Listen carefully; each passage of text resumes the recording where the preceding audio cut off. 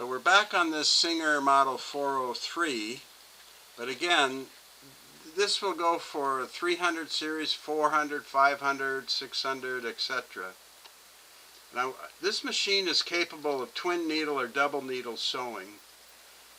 And one way you can tell that is when you get up here and look in the tension disc, you'll find three of these flat discs in there.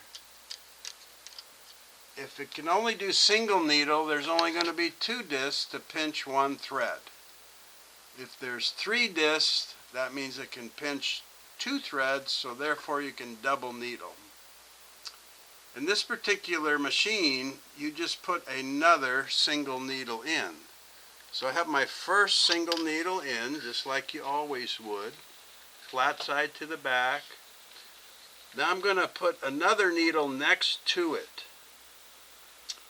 And it's up to you. If some people like to pull the single out and hold them side by side and stick it up in there together. Some just loosen it and put another needle next to it. See if I can do this without blocking too much.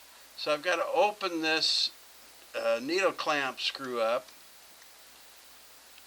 and then I get another needle here. See if I can stick it up in there next to the other one. I think I got it here. Yeah. So you've got side-by-side needles now. Make sure they're both all the way up. For this machine, Singer recommends the size 11 needle. These happen to be, I think, 14. I've used 9, but they really say the best results are with two size 11s. It strongly suggests both needles being the same size. So we've got our twin needle in there. Maybe you can see it.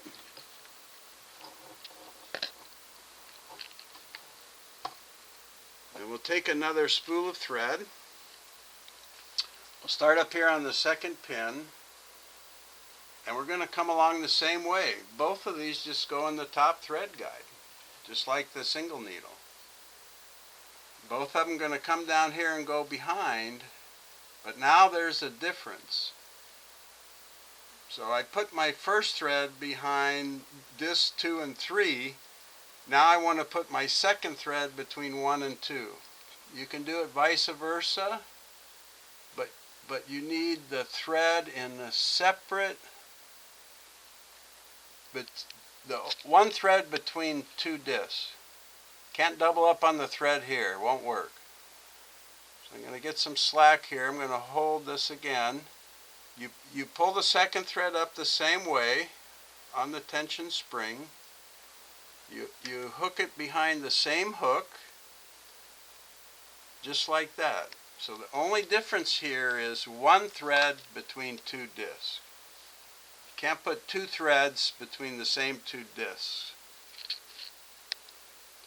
because you won't get the right tension. So we just come along just like before. We put the second thread same as the first, and we follow that all the way down through this thread guide.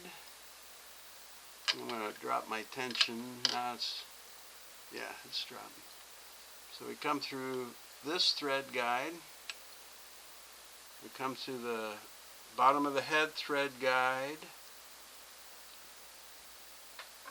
Looks like this came out while I was messing with the needle. So the first thread is going to go in this hook right here. But the second thread is going to go in the same hook. The first thread went through the needle clamp guide. The second thread does not. So the second thread is going to come right down and go through the needle like that. It's not going to go through here. So that's the thing with twin needle or double needle. Comes through the same guide, goes through the tension unit, but between 2 separate discs. So if your first thread, whatever 2 discs that's between, put the second thread behind the other 2 discs. Still goes over the tension spring, still goes over the hook, up the guide, up the thread lifter, this guide, this guide, this guide, but not the last little slot here. That has to be separate. So this is separate, and up between the plates is separate. And then you thread the needle front to back. Then in the manual it will tell you how to, you can sew straight stitch, everything's normal.